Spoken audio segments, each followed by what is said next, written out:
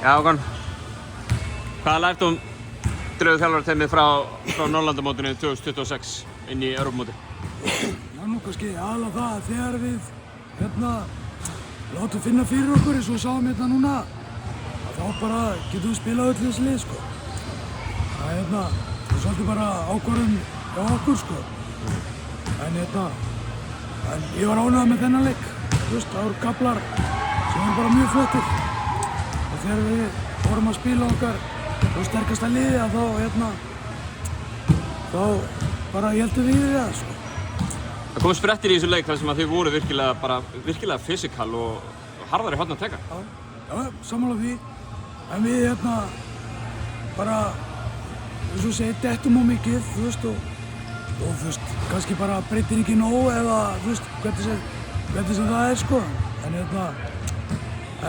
þetta dettir niður á svona þegar við förum að rótera og förum kannski djúpt á bekkinn og á svona dettur physicality niður og við verðum ekki eins harðar. Þú veist, það er eðlilegt. Nokkrar vikur heima á Íslandi þar sem þið fáið æfingaleiki og fáið að æfa svolítið. Það hlýtur að vera kærkomið að fá svona tíma með liðinu. Já. Núna setjumst við Bruno og Embla bara niður og finnum út bara hvað við þurfum að vinna í og hvað við viljum bæta og mögulega breyta. Það er alltaf augljóst að við erum að fara að gera breytingar á hópnum okkar, þannig að við þurfum alltaf að setjast við það fljótt.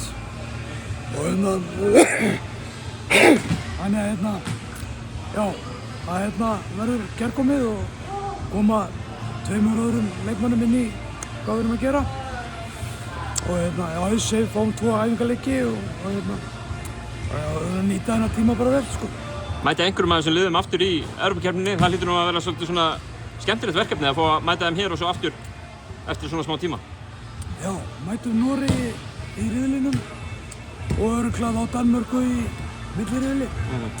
Þannig að það verður fróðlegt að sjá hvernig við mötsum upp á mótið með fullt lið, sko. Þannig að ég veit að Danmörk er með eina sem er ekki með vegabréf. Þú veist, þannig að hún má ekki vera með VM, sko. Sem er bara að byrja höfum, það er bara að spila stórröllu. Þannig að það verður fróðlegt.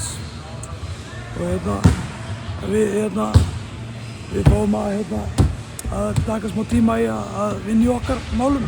Það er aðalega það sem skiptir máli, sko. Kærar þakkir, Hákon. En ég ætla að fá að segja eitt að lokum.